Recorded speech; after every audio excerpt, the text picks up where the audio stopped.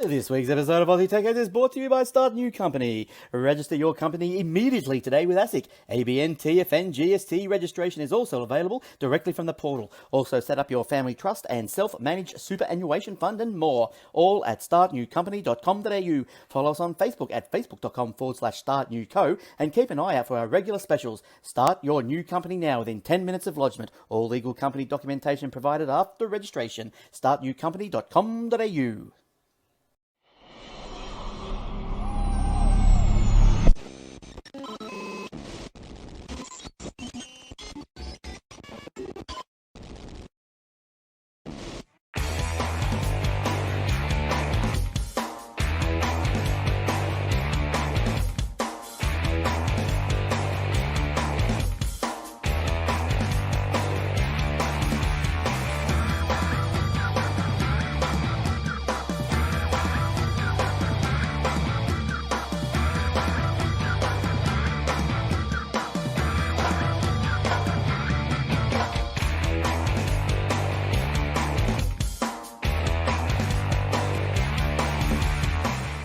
And also brought to you by AAHwebhosting.com.au. All our servers are operating on SSD drives, immediate activation, SSL certificates, Aussie support, domain registration, and more. Easy install WordPress, Joomla, Drupal, and 300 other one-click installations. Generous space and bandwidth, auto backups, WordPress help and maintenance plans are also available on Contact. If your web page is important for your business or your life, contact us today. Aussie support, secure services, AAHwebhosting.com.au. And now for the show. Welcome to episode 716 of the Aussie Tech Heads, recorded on the 11th of March 2021. I'm your host, Jason Oakley. This is my co-host, Will Tompkinson. Hey, Will. Hey, mate. How's things going? Yes. Yes, it's going? Mostly. They're mostly going. Yeah. Yeah. Oh, we got dual scrollers in stereo now. Yeah, and they're both saying the same thing because buggy programming, that's why. Dear. The irony of that is they're actually both disabled at this point. Oh, I think it's probably best just to not draw attention to it. Just ignore that. We mentioned it once, but we might get away with it. Yeah, go on. There's a reference for you, people. See who knows where that's from. Oh, I know you'd know. I tell you, at the board game night on Friday nights, they got card games, and one of them's a genre of cards called Flux, F-L-U-X-X, and they had a Monty Python version of it. So, oh, nice. Some of the questions required you to quote from Monty Python or do several lines of a sketch with a minimum of two characters talking to each other.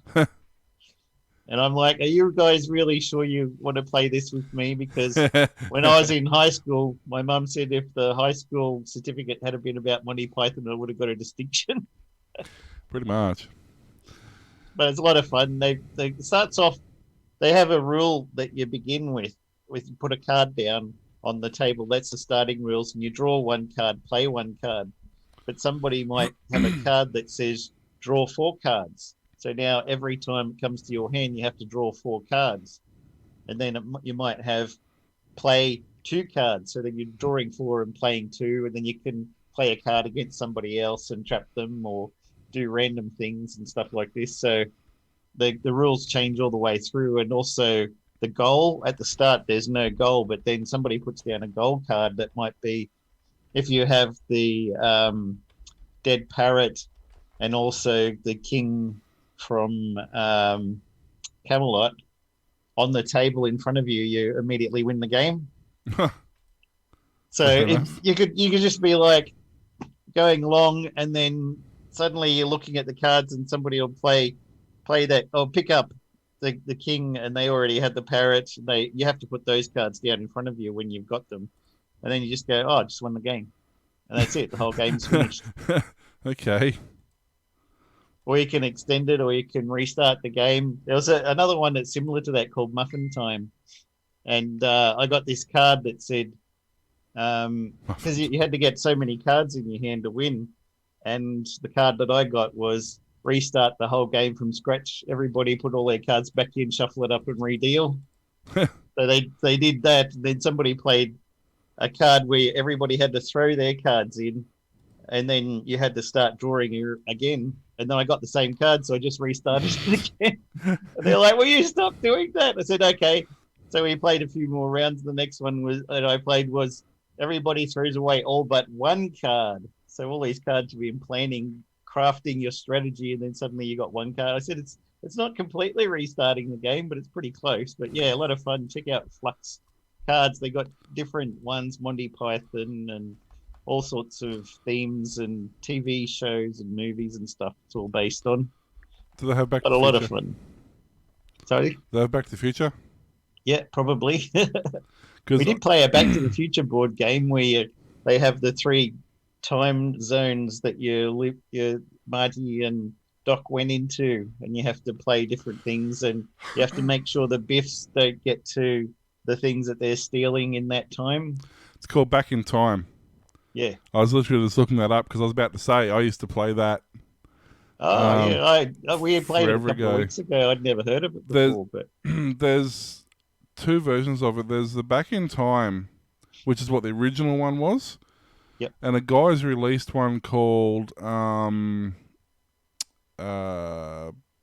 want to say it's like Back in Dice or something, Yeah. or Dice in Time, something like that. And it's like a modernized version of okay. it. That's like you can download it yourself and print all the stuff and make all the figurines and Yep. and whatever. It's an open source game. But yeah, that the other one I used to play, and I was just looking up to see if it was real or if it was a figment of my imagination. It turns out it is real.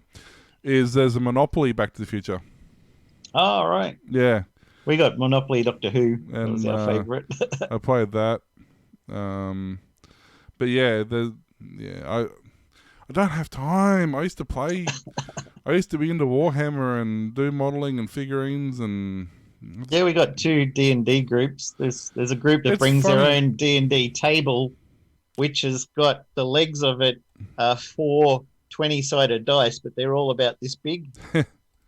Huge dice, 1 on each corner, 4 of them, and then the table, and they just bring it out of their car and then bring it up, put it up on the stage because we're playing at a venue. They play their game up there. It's just some guys who play together. They're all friends. They don't actually have other people from our board game night play it. They just want a location so they can play it rather than just at home all the time. Yep. So they do their thing up there, and we keep an eye on what's going. And then another group started a brand new Dungeons and Dragons up the other end, but I haven't had time to play that because there's so many other games and things going on that keep me quite busy, but it's a lot of fun and gets me out of the house every Friday. I never got into Dungeons. Well, okay, I never played Dungeons and Dragons. I actually quite enjoy the concept of it, and I've watched a lot of people play it.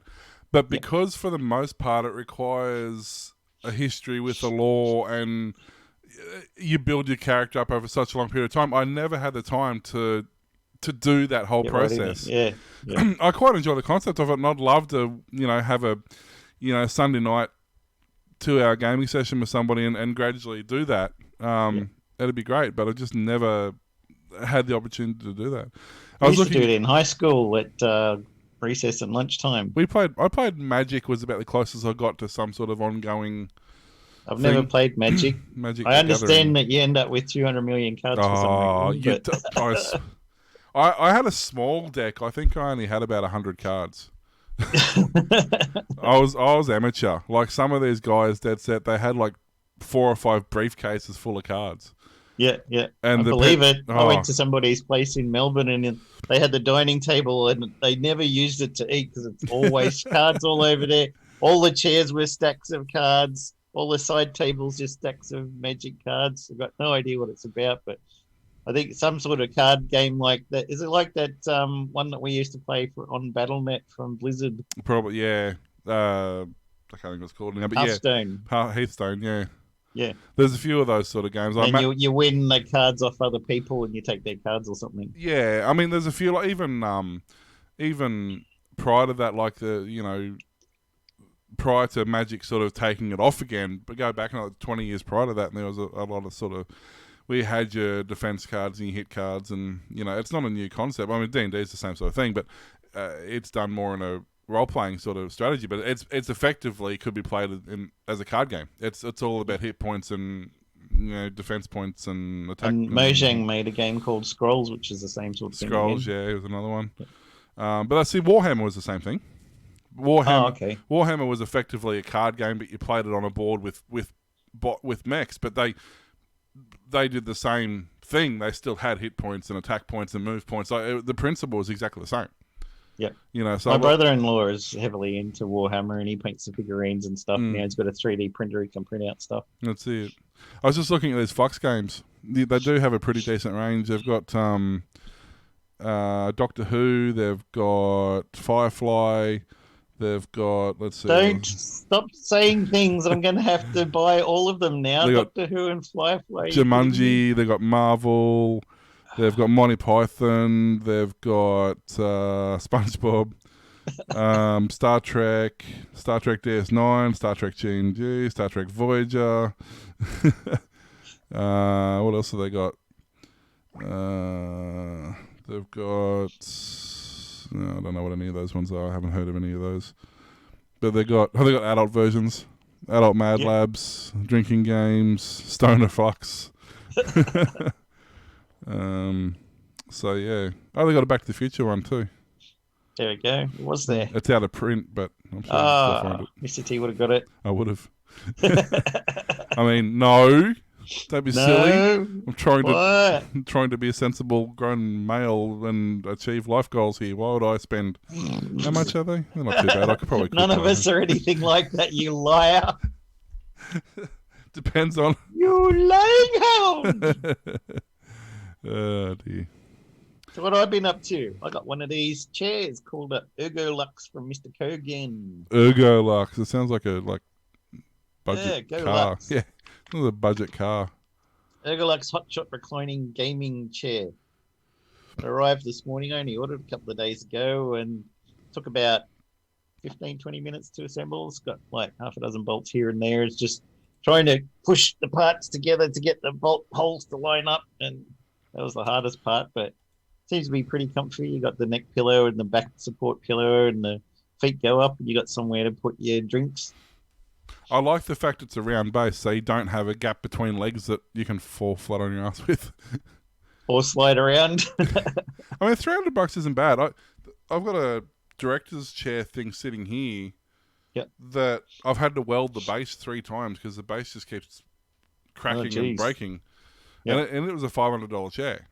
I call this my fat man chair. Well, that's what that was supposed to be, because it doesn't have the arms on the side to give you more room. Yep. But it was $500 chair. It lasted about 6 months, and then it started breaking. Oh, jeez, that's no good. Hopefully that'll last a bit longer, but I mean, it's got a 12-month warranty or whatever on it anyway. So. And I got the 2 air conditioners installed, so 3.5 in this room because it's extra big with the walk-in room and bathroom and ensuite, and 2.5 for my daughter. Mitsubishi ones. I think you said they're heavy industry, aren't they? The Mitsubishi ones are commercial. Yep. And it's got a Wi-Fi app, and also can be connected up to Google Home, so you can tell Google to set the temperature at whatever, or if you're out for the day and it's coming home and it's going to be a really hot night or really cold night and you want to cool the place or warm it, you can just set it in the Wi-Fi app while you're out, and when you get home the place is the right temperature. So fantastic, very happy with that. Yeah, there's they're doing a lot of stuff these days, which is pretty neat. And it's so quiet, can't hear it. You know, we got a big 7 kilowatt out in the lads room, and it's got I can't remember what they call it. It's got like friendly mode or something it's called, which is, it runs a fan at a certain speed that doesn't annoy the ears. Like, it doesn't cavitate, it doesn't whine. It's just like a nice... You can hear it, but it's not an annoying noise. Yeah. And yes, I'll switch to dual cameras in a sec. I'm just having trouble with my camera for some reason. It's decided it doesn't want to... Compared to having... box in the room attached to the window with a big pipe that's making very loud noise all night long and all day long. That's right. Well, it's also whisper quiet for a podcast should I ever decide to start one. Yeah, I know. Well, I got one right above me, same thing. And it's on its friendly mode or whatever it is. They're eyes. All right. those ones, and they got this human, what do I call it, human interface mode or something, and it's got a little square sensor thing on it, Yep. and you can set it to follow mode, so as you walk around the room, it moves the veins to face you. Oh, that's cool. Which is, And you know, the best thing I think is that the two portable air conditioners were like 3,000 watts yeah, or so, and these are like 300 each. yep. So I'm still waiting for my solar panels, but when they turn up, then I shouldn't be using any electricity. Hopefully, I can be outputting and not taking any from the grid at all, because especially with the Tesla Powerwall, because it can run during blackouts and when the grid's gone and stuff. So Well, be very happy then. that's the neat part. When I get my EV, it'll be the same thing. It's got built-in inverter, so I can run my house off that. Oh, all right. So if we get power outage or whatever, I can just plug into Just that. watch out for the carbon monoxide from it. Yeah, that's it. You don't want to get poisoning. So A lot of that happened in Texas because it got too cold and all the power was off. So people went to the garage and sat in the car with the heater on. And I know, right? that wasn't a good outcome. Some people aren't real bright. Do what you can, I guess. Should we talk about the usual stuff that's usually here, but it's gone? There it is. So yeah, patreon.com/AussieTechHeads helps us out tremendously. That money that does go into there goes back into the kitty and helps us with our hosting and our programming and our. So I have to mention too, we haven't streamed the last couple of weeks, and that's on me. I have got home way too late to settle that up. It's literally I've got home, had a shower, and jumped in front of the mic to do a podcast. So that's probably going to be a thing for the next couple of weeks. But hopefully things will settle down soon. I'll let you know more when it's all official and finalised. But yeah, at this stage it's just a whole lot of work and a whole lot of effort and no reward at the moment. But no, honestly, yeah, the Patreon and the coffee and PayPal, all that stuff, it really does help us out. Makes a big difference. Gives us something to look forward to and something to achieve. So thanks heaps, guys, we know for doing that you must like us. Yeah, well, you know, or at least don't hate us. Yeah, You know, I mean, good enough. You know, it's close enough. Yeah. Should we do some news?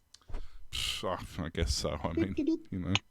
PayPal is launching its own buy now, pay later service called Pay in 4, which is set to be operational by June for 9 million PayPal accounts across Australia. The offering will allow customers to split purchases value between $50 and $1,500 across 4 equal repayments every fortnight. General consumers will see the new Pay in 4 option at checkout or in their digital wallet, while merchants can integrate the new offering as a payment option on their website. Merchants will also be able to show the monetary value of each installment through a messaging feature, letting consumers know how much to expect each payment to be. Spokesman for PayPal said Pay in 4 will incur no extra cost to merchants, as it is included in the existing merchant account arrangements. The spokesperson added the company's standard merchant charge is 2.6% plus 30 cents for domestic transactions in Australia. This is slightly lower than Afterpay's fee of around 4% plus 30 cents, which may provide PayPal an edge. Australian consumers looking for more choice and flexibility, and PayPal Pay in 4 gives them yet another way to purchase securely using PayPal. He stated the introduction of the new Buy Now, Pay Later service is a direct response to strong consumer expectations alongside heightened demand driven by COVID-19. Australian business customers have been requesting Buy Now, Pay Later functionality from us. Well, that sounds pretty handy. I love the way I love the way they obfuscate certain parts of their payment structure to make it sound really impressive. Yep. They don't mention the fact that if you actually want to get to the money that's in your PayPal account, it costs you money to do that. Oh. Yeah. I mean, you can use it from your PayPal account to buy stuff, and that's fine. But if you want to transfer it into your bank account, it costs you X amount of money to do that. You don't have that problem with Afterpay and ZipPay. It just goes straight into your account. You know? Right. So, yeah, they didn't mention that bit. And nobody expects that. ZipPay doesn't. Afterpay doesn't charge us anything either at work for using it. Maybe neither does ZipPay. We don't pay for those merchant services, so I'm not quite sure what they're talking about there. But anyway, You want to jump on the bandwagons all? Yeah. Want to slice that pie? Do you see many people using Zip and After? It goes in stage. You won't get anybody for a month use it, and then all of a sudden, for like the next 3 days, that's all people will use. Oh. ZipPay mostly. Afterpay doesn't get used as much. Plus, Afterpay we can only do on the website. We don't have a back-end portal to access Afterpay in the store.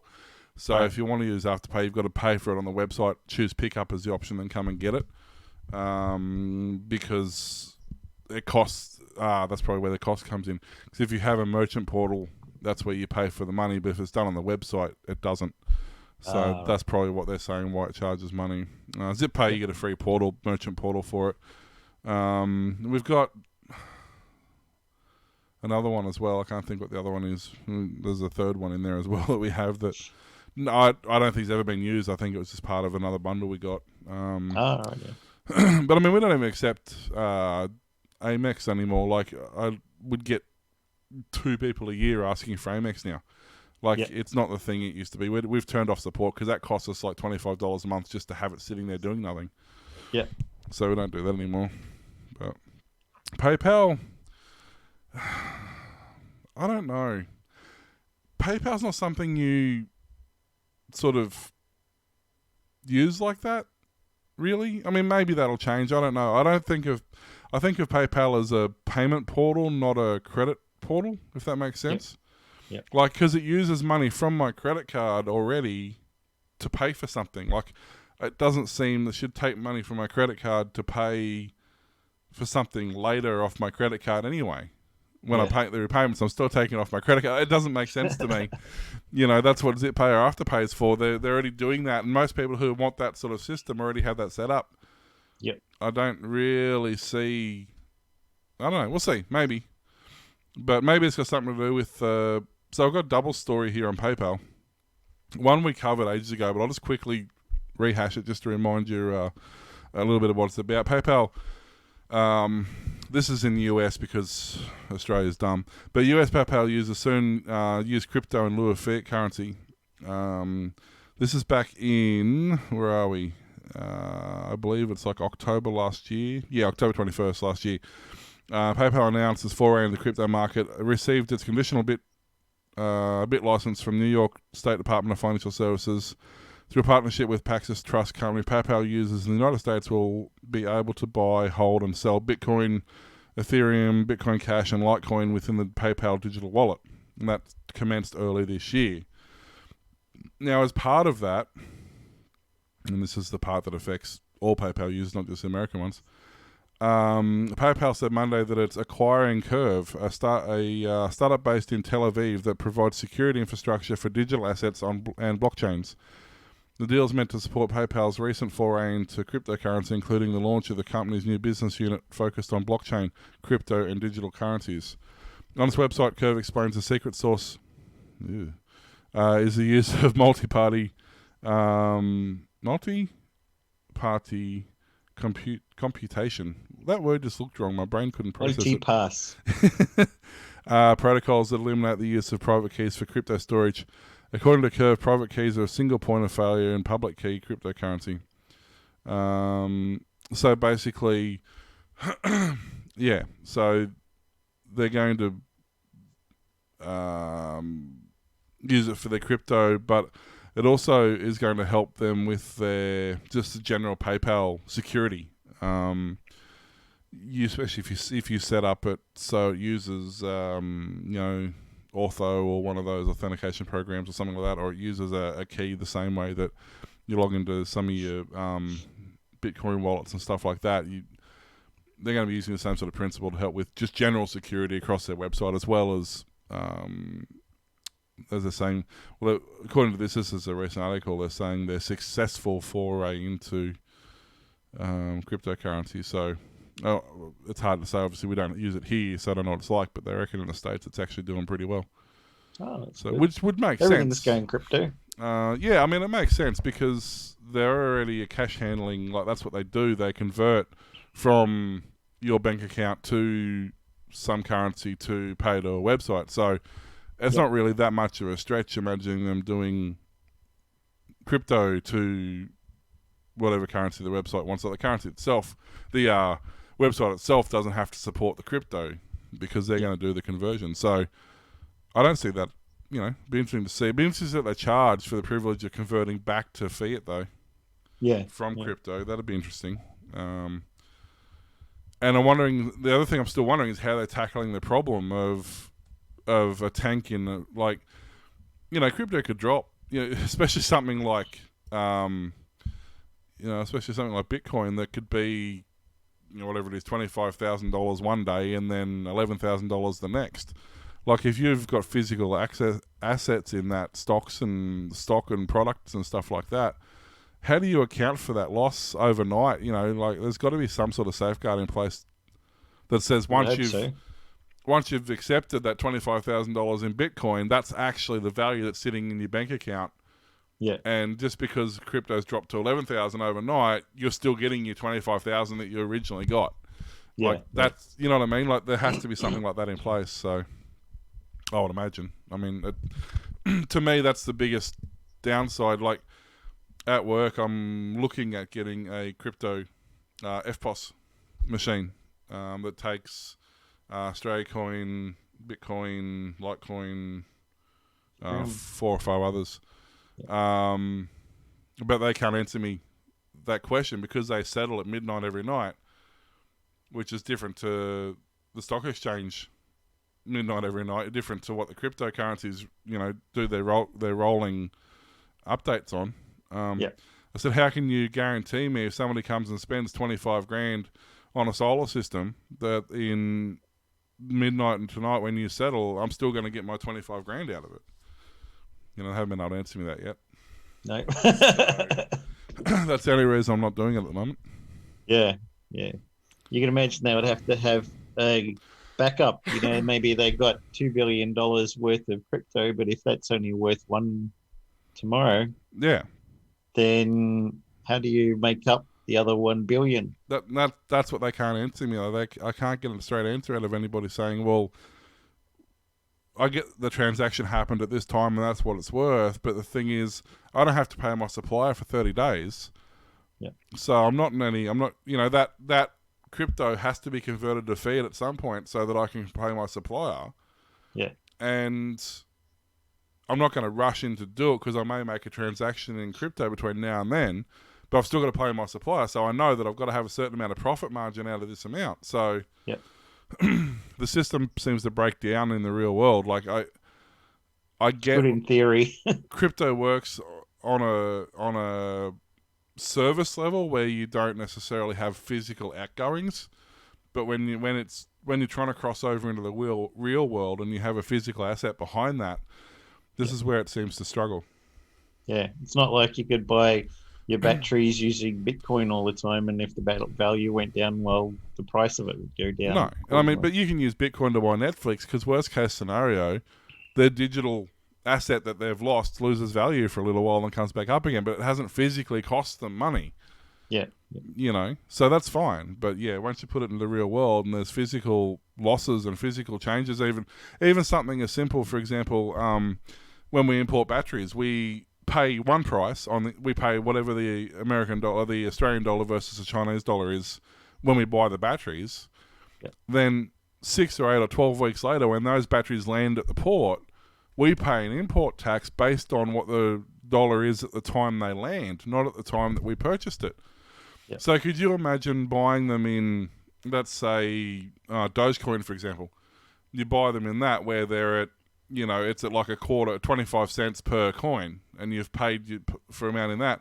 And then suddenly that same currency goes up to $2.50 a coin by the time it lands at the dock. Well, you've got to pay 10 times more in tax.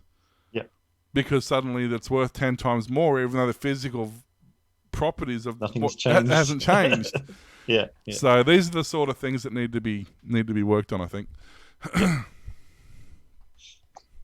Chinese drone DJI technology built up such a successful US business over the past decade that it almost drove all competitors out of the market. Yet its North American operations have been hit by internal ructions in recent weeks and months, with a raft of staff cuts and departures, according to interviews with more than 24 current and former employees. The loss of key managers, some of who have joined rivals, has compounded problems caused by US government restrictions on Chinese companies and raised the once remote prospect of DJI's dominance being eroded, said 4 of the people, including 2 senior executives. About a third of DJI's 200-strong team in the region was laid off or resigned last year from offices in Palo Alto, Burbank, and New York, according to 3 former and 1 current employee.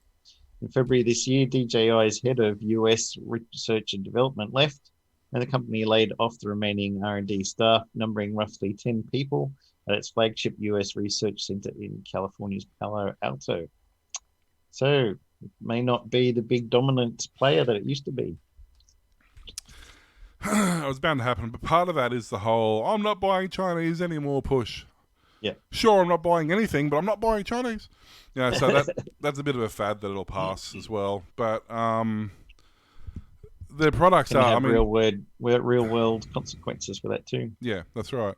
But a lot of it is too that their products were ahead of the game for quite a while, and still are to some degree. But there's a lot of other. Not necessarily cheaper, similarly priced but different featured drones that that do the same sort of thing now. There's just not the Maverick or the whatever they had. They've had 2 or 3 versions, the DJI 2 and 3 and whatever. But it's not just those are the only thing on the market that'll do their job now. People have played catch up and got there. That's right. There's several big brands that will do the same job, same flight time, same recharge time, same distances, same, and then they'll have their own features that set them apart.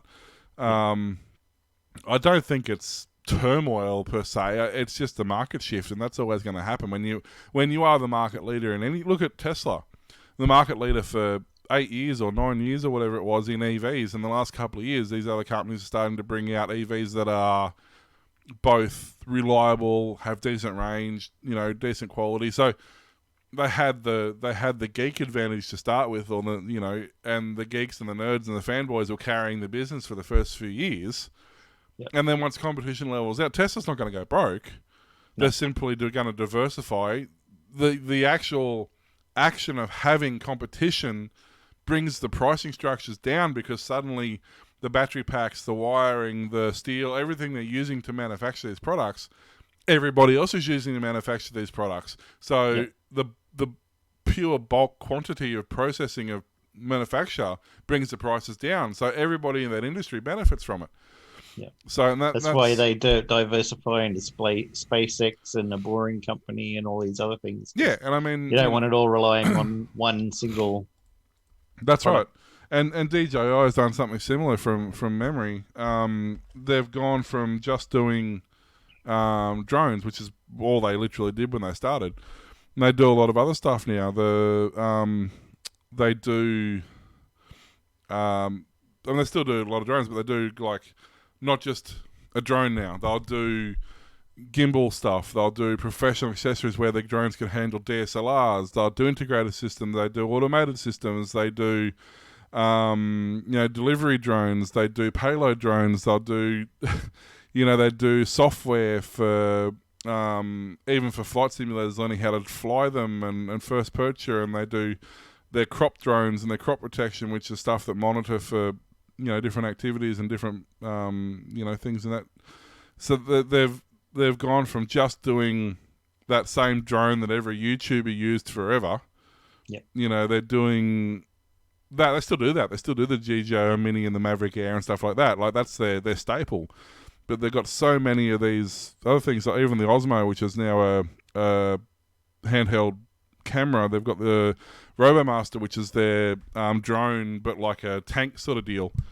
So they've diversified, so it's been great. So they even have like special magnetic mounts and stuff for cameras that hold them in certain orientations, so you can use them hands-free while you're flying your drones. And they've got these educational packs now, and they've got all this sort of stuff. So the fact that there's competition is actually great, because now they're still leading in all these other areas now. They're not just... So yes, you can buy 1 million variants on a Maverick, but this area here and this area here and this area here, suddenly they're number one again because they've had to diversify. So I don't think it's great. I mean, I don't think it's anything to be worried about. Certainly, if you know, I think if anything, eventually it will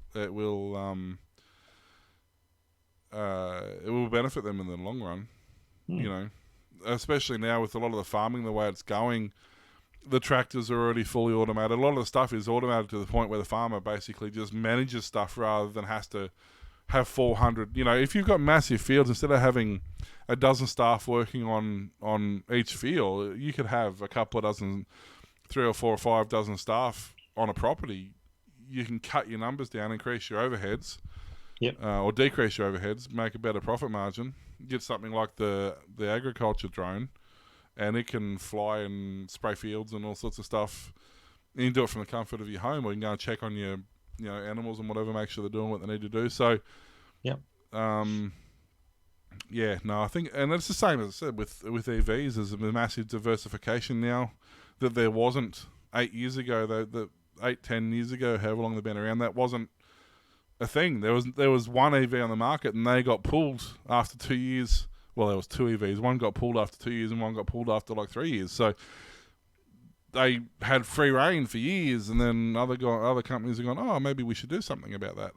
Yeah. And computer industry is the same. Like it was for many, many years. It was IBM and it was Apple. Like that was what you had if you wanted a home PC.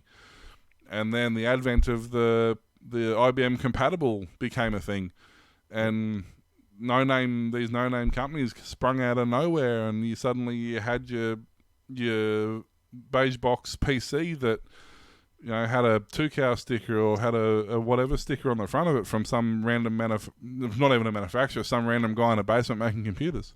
Gateway. Gateway is a classic example of that. And because of this, and suddenly the manufacturing quantities went up, the volumes went up, the prices come down. Yeah. And it went from, I remember in computers, we went from having, I sort of started working in the industry in the transition from sort of 486, mid 486s to the Pentium transition. And suddenly you went from selling everybody that computer because that's the computer that everybody had to have because that's pretty much all that was available. Yeah. Then suddenly all these, but even the manufacturers who were producing one part, was it Maxtor did the Bigfoot? They went from producing a normal hard drive for their normal systems and their gaming spectacular hard drive, which is their big Bigfoot thing that they produced. Was it Maxtor? I think it was them. And so suddenly they started looking at the niche market. So then suddenly you'd have a mum and dad PC that was there to do their word processing and print stuff out on a tractor feed. Then the internet started to come out about that same period of time. So suddenly you had people doing LAN parties playing Need for Speed and Doom and Duke and Quake and all that sort of stuff. So then you had a gaming PC. So you had the same box, and you probably had the same motherboard, and then you had the next spec up CPU. You had as much RAM as you could shove in the thing. You had these Trident Turbo 3Ds or a Voodoo 2 or a Matrix Millennium video card and the Sound Blaster card, and then you had your mum and dad had the little Quantum or Seagate 50 meg hard drive, and you had like a 200 meg Bigfoot hard drive that made your Quantum tower vibrate. Quantum, that's it. Yeah, was it Quantum do the Bigfoot? Yeah. Because I used to sell them. I just had a mental blank. I actually still have my original Quantum 50 meg hard drive in my compact 386 SX25 email server. It's still sitting at Dad's place. Yeah. Still got email in it. Still got email from my Aussie mail account back in like 95 or whatever it was. That's where I started out with Aussie mail. But yeah, it's so all these industries where they go, oh, we've got the advantage. Well, you don't for long, and you're going to have competition. But the good companies are the ones who adapt. Yeah. Not a lot of the fly-by-nighters who go, oh, we got competition, quick, let's get out. Yeah. So competition, good. Telcos, take note. Or Telstra, take note. Competition, good. Although I guess technically they're blaming the government for that these days. Yeah. Blame everybody else. NBN, competition good. No, competition bad. We tell you what to do, not the other way around. Speaking of people who tell people what to do, McAfee, the great guy that he is, that, you know. Johnny! Here's Johnny! So McAfee announced Monday. So there's three levels of stuff going on here. McAfee announced Monday that it will sell its enterprise security business to a consortium led by Symphony Technology Group, who is a private equity group that focuses on consumer security. So they worth $4 billion apparently. This startup equity group's got $4 billion in laying around, but We'll mention John Doe hasn't owned them for a very long time. He's had nothing to do with it. yeah, well, He just McAfee, kept his name. yeah, pretty much. Same with Norton, wasn't it? Yeah, and was it Andrew Norton or something? Not Andrew Norton. And it was no. And then it became Symantec. Yeah. Well, then you had the other one. There was another one. It was NOD or something. Same thing became something else. Yeah. Oh, yeah. Vet. That's right. Vet became NOD, I think. Oh, okay. They were Australian, weren't they? Were they? Vet Sure, Enterprise. might Were they have been. Australian? Oh, they could have been. Yeah, because they were part of the Australian consumer something or other, and all the, that's right, because all the government computers we used to all had VET on them. Yeah. That's a wow. That's a nightmare that I don't wish to relive. Dealing with government PCs behind firewalls with antivirus. Peter Norton. Peter, yeah, that's right. In August 1990, Symantec acquired Peter Norton Computing from Peter Norton. Norton, his company, developed various DOS utilities, including Norton Utilities, which did not include antivirus features. Symantec continued on the development of acquired technologies. They marketed under the name of Norton with the tagline, "From Symantec." Norton's cross-arm pose, a registered US trademark. It was traditionally featured on Norton product packaging. However, his pose was later moved to the spine. They actually dropped. Yeah, because I had a heap of Norton stuff. I mean, I still have my copy of Norton Ghost, like 14 or something, or whatever it was, from forever ago. Yeah. So, and PC Anywhere, there's another Norton product from back in the day, back when you used to modem to modem communication. But yeah, so they paid $4 billion for this company. So the deal is meant to bolster its efforts to become pure play cross-consumer cybersecurity company. Since its split from Intel in early 2017, McAfee has pivoted to cloud services and worked to build out its platform with focus on enterprise product portfolio. However, the company is now narrowing focus and directing its resources to the consumer side of the business in a bid to long-term growth. So this, what are they called? Symphony Technology Group. I'm going to have their hands full with their... Because by the sounds of things, if Norton's like, here, have the... Or McAfee's like, here, have this. Sounds like all their existing customers and enterprise that's using McAfee are going to be going, hey, we need help and you guys are it now. Yeah. So have fun with that. On the upside, though, their shares went up as well. So if you got McAfee shares, congratulations. You got... They went up like 15%. Yep. So I don't know what I haven't looked at what they are, but that's not a bad jump for any shares, really. Yeah. And they come off the back of a Q4 23% revenue increase, growth in Q4 as well. So they've had back-to-backs On the up and up. For a while. Oh, there we go. Revenue yielding... okay, over the last... what? Oh, okay. Over the last 12 months, even though they've had back-to-backs, there's still a net loss of 73 cents per share. Oh. So, almost. So close. Almost. Missed it by that much. They reckon by the end of the year it'll be up another 30. They reckon it'll be up to a 31 cent profit. So, it'll have gone up to 73 plus another 31, so it's gone up $1, they reckon, all up. Ah. TPG Capital owns 49% stake in McAfee now. Oh, wow. So that's You're interesting. around. TPG gets around. The old Google Pay service that's been around for years is dying. The app itself will be shut down in the US on April the 5th. And if you want to continue using new Google Pay, you'll have to go find and download a totally new app. NFC tap and pay functionality won't really change once you set up the new app, but the new Google Pay app won't use your Google account for P2P payments anymore. You'll be required to make a new account. You won't be able to send any money to your new contacts until they download the new app and make a new account too. On top of that, Google Pay website will be stripped of all payment functionality in the US on April the 5th, and new Google Pay won't support doing anything from the web. You won't be able to transfer money, view payment activity, or see your balance from a browser.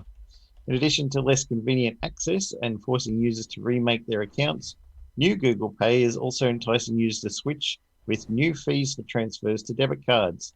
Old Google Pay did this for free, but new Google Pay now has a fee of 1.5% or 31 cents, whichever is higher, when you transfer out money with a debit card.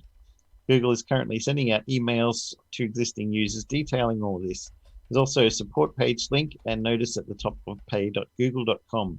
On the Play Store, Google has already started hiding the old Google Pay app from search results, renamed it Google Pay Old App, and updated the app home screen with a message to sign up for the new app.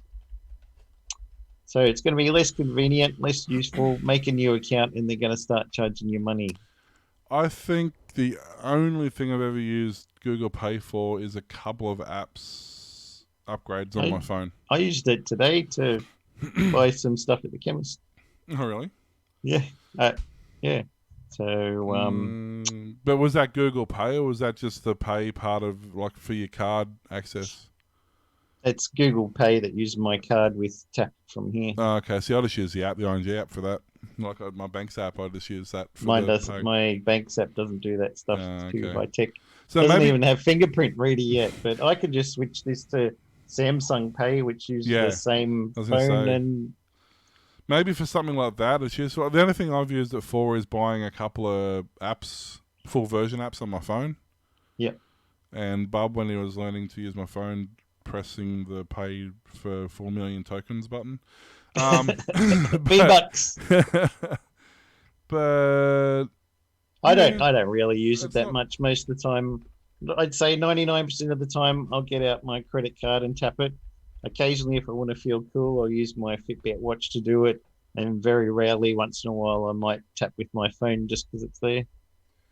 Yeah, I'll usually only do it if I've forgotten my wallet. Yeah. But yeah, Google Pay, I'm not going to miss it. I don't use it, really. And I don't know. I don't even know anybody who really...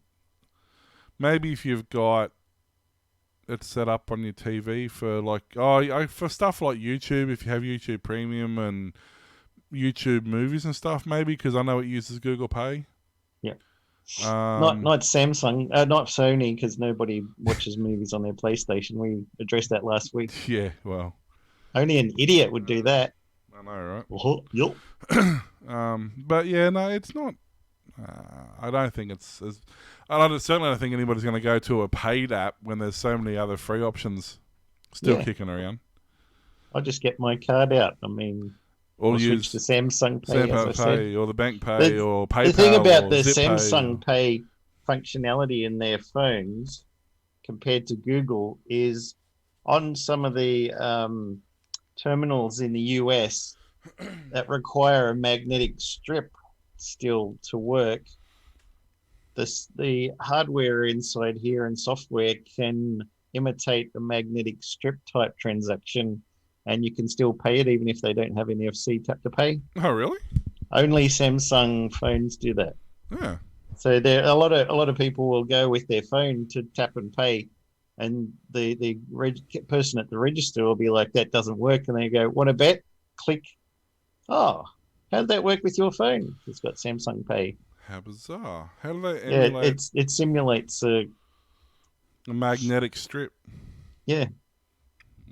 I don't know how. It's all black magic to me, but seems to work, they reckon. So That really is. That's like shoving a CD into your tape deck and getting music. yeah. Like, well, technically, that would work if the phone can simulate a magnetic tape strip for data Yeah. processing. Then theoretically, you could stick your phone into your tape deck and it would play music. Like, because they're the same principle. It's literally a head that reads magnetic data. No, it doesn't read hard drive. It doesn't read digital data. It only reads magnetic data. Yeah. So it somehow has to be processing physical magnetic data. Like, there's no way around. Yeah. Wow. Okay. I'll Something to look into. Into that. I'm curious now, but that's interesting. We don't have to have it here because we've had tap and pay forever. And Which is strange. It's one of the few things we're in front of everybody else with. Yeah. I mean, it's only because our government wants a cashless society, so that's why they're quick to roll it out. Yeah. All their stuff will take any kind of tap now. All the buses and trains. When it works. When it works, yeah. Doesn't always work. I still have that when you go somewhere and you tap it and then you're like, so how's the weather been? Yeah, pretty good. Nice day. You know, I think this thing's still processing. It should contact the bank any second now. I'm sure of it. It's not only that. I had a card that I think it had been left in the car. I'm not sure. I can't remember what happened, but like the area or the chip died, so you couldn't tap. It physically wouldn't work when you tapped it. And it was only like 3 months before it expired, so I didn't worry about it. I just waited till my new one turned up. But yeah, for like 3 months, I had to insert everywhere I went, and people got awfully confused. I'll take you. And it's then all actually, your retro coming out, isn't it? Towards the end, my chip failed completely, and I couldn't even insert it, so I had to actually go back to the old swiping stuff. And checkouts. A lot of checkout chicks have no idea how that works. Imagine if they had to go. Oh, the old mechanics. They've banned them now. Oh, wow. Yeah, they're not allowed to use them as backups anymore. They're too unsecure. Just because they store all your data in clear text on the front of the page. I mean, I don't know what's wrong with that. So nobody would go dumpster diving for the carbon copy page. And No. There was no credit card fraud back at all when that was around. Yeah. Another thing I had to teach one of the checkout people was that because their card readers aren't being maintained and cleaned like they're supposed to be because nobody's using the swipe part of them anymore, so nobody's getting out the head cleaner and cleaning the head, so you swipe the card and 9 times out of 10 it doesn't work. And they're all freaking out going, it doesn't work. And I said, well, you got two options. The first one is you grab the machine and squeeze it where the card reader is so that it pushes the head closer to the card. And if that doesn't work, you get a plastic bag and you put your card in the plastic bag, and the plastic bag creates a static charge and will pass the signal through the bag and put the signal closer to the heads. So that usually works. And if that fails, the groceries are free. Well, then, yeah, you just do. We can't even. Most places don't even do manual entry anymore. No, that's your last sort of override, but most places don't even take that anymore. Speaking of old tech, because why not? We're all. Why the mainframe is alive and thriving. Mainframes are going strong after 70 years. They'll never die. Mainframes entered the market in the early 50s when IBM and the Seven Dwarfs, Burroughs, Unisys, NCR still around, Control Data, Honeywell, GE, and RCA, who are both still around, create the computing age and completed for critical applications, sophisticated modeling and large-scale transactions and workloads among the largest of organizations. Over the past 7 decades, computer power storage and networking have seen various waves of centralization and decentralization amidst each wave of disruptive technology adoption. As with each wave, pundits, analysts, and industry watchers have forecast the death of the mainframe. Yet the vulnerable mainframe has prevailed. In a Q4 2020 update on mainframe usage, IBM shared the following statistics on mainframe adoption. 67 of the Fortune 100, 45 of the top 50 banks, 8 of the top 10 insurers, 8 of the top 10 telcos, 7 of the top 10 retailers, and 4 of the top 5 airlines still use mainframes.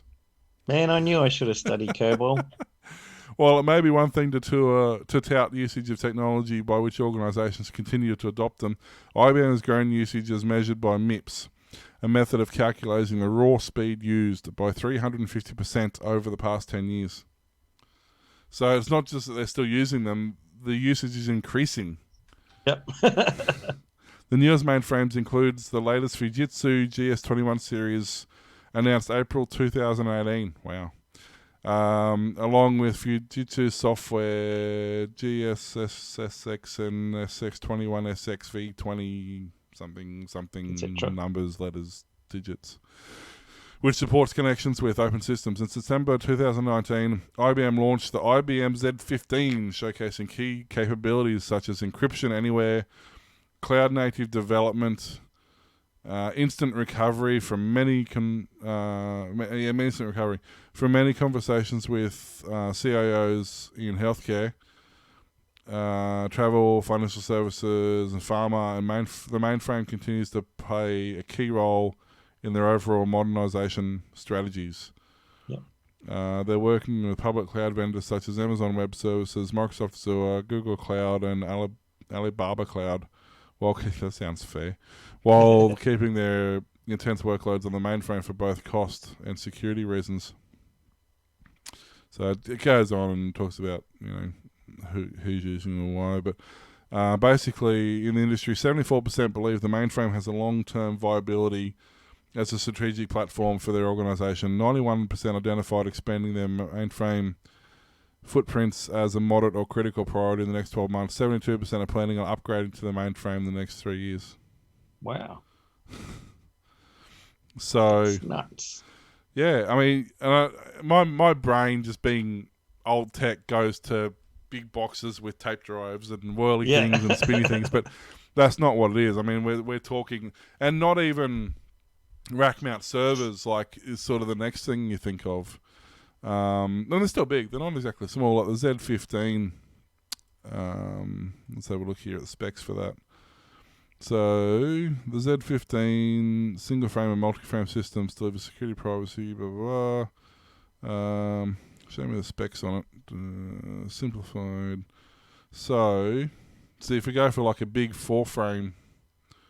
So a big 4-frame system, it's still so you can buy a single mainframe or a double or a triple or a 4. So they're still, still a big system. They're not exactly a small system. But they're not sort of where my brain They look goes. sporty now, though. They really do. All the LEDs and it's like it's made by ROG Gaming or something. ASUS ROG. They're running mainframe. Running Red Hat OpenShift. Apparently is what they run natively now. So I'm just trying to find the actual processor specs on them, but they don't have them anywhere, which... Dang. I was just curious to know if they're actually using... I mean, I'm guessing some servers switch to ARM even. Well, that's what I was going to say. If they do. I bet you the architecture is different to what it used to be, because there's no reason... If they're using Red Hat, like using a Linux, the Linux kernels can run on a much larger variety of operating systems, of hardware.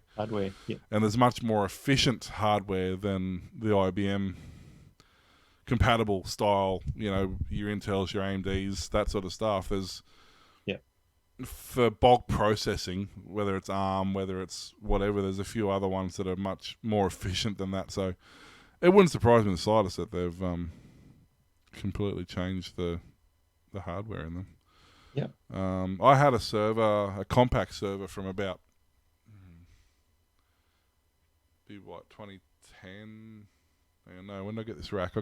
Just looking at my big server rack I got here. I think I got it about 7 years ago, and the compact server in that was about 10 years old at the time I got it. So it was fairly old, but even that. Even though it was Intel 64 core something, that hard it was an Intel processor, but you wouldn't recognize the hardware as standard hardware. Like everything in it looks completely different to what you'd expect. Yeah. I remember doing servers back in the day, back 2000, pre-2000, and they're literally just normal PC motherboards and CPUs with like 6 network cards in them. Yeah, all just racked. Yeah, there was nothing special about the hardware in them. But And what's not fun is when you sit it in the rack telescopic arms and you start sliding it in, and all the ball bearings go all over the floor. That's exactly why. I don't want to move my camera, but I've got a gutted server sitting in there because I refuse to take this actual case of the server off the rails because I know what's going to happen as soon as I do it. So I've taken the top off and I've taken all the hardware out of that and it's now just a shelf sitting there that I keep stuff in. Yeah. Because it's happened and it's not a pretty sight, and then you've got lots of little tiny ball bearings to run all over the server and try and find. Yeah. Well, it's like 5 degrees and all this whirring noise going on everywhere. And then above it, I've got the top part of an Apple server. Was it Q4 or whatever they call them? They bought out a server for a while. Oh, yeah. And there was an Apple server there, but it's the same thing. I've left it on the slide rails. I've just gutted it and taken everything out of it. That doesn't work anymore. But I refuse to take those slide rails apart. I prefer to put up with the annoyance of having them there than to take them out. Yeah, good idea. My stuff will finish on a light note. It's one of the most iconic images in cinema, a lion framed by a golden circle of film stock triumphantly roaring just before the opening credits roll. Now, after almost 100 years and more than half a dozen real live roaring lions, MGM is replacing its iconic mascot for a near identical computer-generated duplicate. Leo the lion is dead. Long live Leo the CG lion. This change has been in the works for a while. MGM originally planned to debut its new CG mascot in the latest James Bond film, but when No Time to Die was delayed from 2019 to 2021 due to the coronavirus pandemic, so was Leo's first roar from the Uncanny Valley. Instead, MGM revealed the logo on YouTube Monday and a sizzle reel shared with Adweek, which said MGM worked with Culver City, California-based Baked Studios on the new look. At a glance, the revamped logo is almost identical to the version MGM has been using for the past 64 years. Leo the Lion's CG replacement has the same roar and looks almost identical to its predecessor. The circle that frames him is still made up of golden ribbon of film, twisted into an elegant wreath and underlined by a drama mask. In fact, the largest change in the trademark's intro animation, which displays the original logo's slogan in English before slowly zooming out and reverting to the original Latin, art for art's sake. It's hardly the first time MGM has revamped its logo. There have been 8 different lions since 1924, and each one was used in multiple iterations of the logo. The first lion didn't even roar. Sometimes lions would be replaced after the first roar by a Marx brother or Tom from Tom and Jerry. For a brief moment in the 1960s, MGM got rid of the roaring lion altogether, replacing him with a stylized lion graphic. It's just not right. I don't like it. No, it's. I mean, why? There's absolutely no reason for it other than they could. Like, kind of reminds me more of the CG lion from Lion, the Witch, and the Wardrobe show, right? That's exactly what it reminds me of. They probably just used that as a base. Probably they would have had it. Was it MGM that did that? Don't know. But yeah, I don't know. I mean, I guess they're all doing it. Like, you look at the new 21st Century Spotlight or whatever it is. Yep. Disney's 21st the Century. Castle. Yeah, the new Disney Castle looks horrific, actually. Is it? I don't like it at all. I don't know. There's some things that you don't need to change. Yeah. Like, the first change to DreamWorks... with the boy doing his fishing. That was the very first change to the DreamWorks logo was when Shrek, I think it was Shrek, changed the intro to have, I'm just double checking myself here. Yeah. They changed the logo to have the Warner Brothers did a few times too, like with the Matrix, that turned the Warner's Brother logo into the Matrix code design and then zoomed away.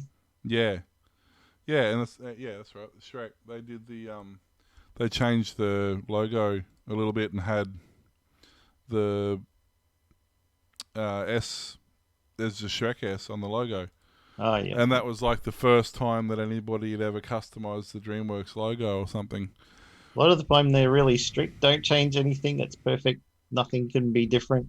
Mm. Then someone's like, "Well, why don't you do this? It'd be cool or funny or whatever." They're like, "We really don't want." Okay, we'll try it once. Oh, everybody loved it. Maybe we should try again. Yeah. Like the 21st Century Fox one, wasn't it? The Simpsons or something had that on one time, and they used the spotlight to blind helicopter pilots, and they crash. Yeah, and that's what I was saying before. It was 20th Century Fox, and then it was the same forever, and then it became 21st Century Fox, whatever they changed it to. Didn't they change it? Probably, yeah. I'm trying to remember now, but yeah, I don't know. Like, why? I mean, I get it for someone like DreamWorks, when they have their illumination, and that gets changed and whatever, and I understand that because they're a CGI company. But your 20th century logo, your It's all iconic. all that sort of stuff. Next, you'll be telling me they'll be doing a CG lamp for the Pixar one. That would be crazy. No, right. That's why stuff like that's fine because it's a digital company. Like, I don't have a problem with that because that's what they do. Yeah. But I mean, you go back and you look at MGM back in the heyday, back in the black and white days. They were so majestic, and their stuff was so, for the time, they dispense. You could. What am I trying to say? You could feel that they actually had, because MGM weren't the only, in the 50s and the 30s, 40s, 50s, they weren't the only movie production around, but they just had this nuance about what they did that made them stand out. Their picture qualities were always nicer in their film, and their thought process behind the way the film was introduced was always better, and their logo, like everything about them was just that slightly bit more refined than most of their competition at the time. And then they sort of hit the 60s and they just fell apart. Yeah. So I don't know. I think I don't know. Change for change's sake sometimes. We'll see what the reaction is. I mean, and of course, it's also a bit of a loaded question because the younger generation are probably most likely going to prefer the CGI one over the real one. Yeah. So, I guess technically they're the future of the company. So I guess you do what they want because the old fogies, they're done with their hanging out in movie theaters and drive-ins and whatever drive-ins are these days. Just watching it. That doesn't happen anymore. Yeah, exactly. And so maybe that's why. I don't know. Maybe I'm much more old-fashioned than I should be for my age. I don't know. You're just an old fart. Yeah, that's and a geek. Yeah. That sounds like a good name for a show. Cool. Just quickly. We've been talking a bit about crypto lately because it's starting to come back into fat again at the moment. Unity Miner. So, how do I explain Unity Miner now? I didn't think that far ahead. But basically, it's a machine mining software. The miner's called Unity Miner. It's a malware. It uses a hacked version of XMRig. So XMRig mines generally Monero, XMR. It's CPU. usually a CPU miner more often than not, depending on your CPU, of course. But there's this Unity monitor hacks it and on QNAP NAS devices. So using a remote code exception flaw, QNAP, a Taiwanese vendor, manufactures hardware including network attached storage devices, Products used to provide additional centralized storage in home business use cases. On March 2nd, 360net Lab received reports of QNAP NAS devices were subject to a new wave of attacks. The IoT, of course, and associated devices are commonly hijacked through brute force attacks, and because they're lower-end devices, they don't have the they're quite vulnerable a lot of the time to a brute force attack because they just don't have the processing power to do anything about it. Yep. Which usually leads to remote code execution. The vulnerabilities are tracked according to the QNAP help desk. They combine improper access controls and command injection vulnerabilities, which can be used to trigger RCA and hijack NAS devices. Critical vulnerabilities were disclosed in October 7th, 2020. Devices that contain firmware prior to August are vulnerable. Hundreds of thousands of online QNAP devices have been infected and have not been patched. An online mapping scan as of last week detected 4.3 million QNAP NAS devices with 1 million unique IPs that may remain vulnerable. Oh, yeah. So products are susceptible to full hijacking through attackers gaining root privileges, allows them to deploy cryptocurrency mining malware. So this is called Unity Miner. It uses, as I said, XMRig, which is a CPU mining software, which is why they're using it, because even a low-end CPU, especially on a NAS, they're actually relatively powerful these days. Can mine You Monero. get hundreds of thousands of them hacked doing it. And they're all mining the same Monero code through the same user key, effectively. You'll notice because the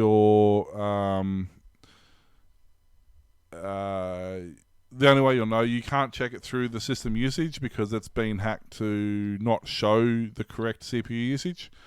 However, you'll notice that because your NAS actually slows down, and if your large file transfers may fail, or CPU intensive things such as watching movies and encoding movies, that sort of stuff. Yep.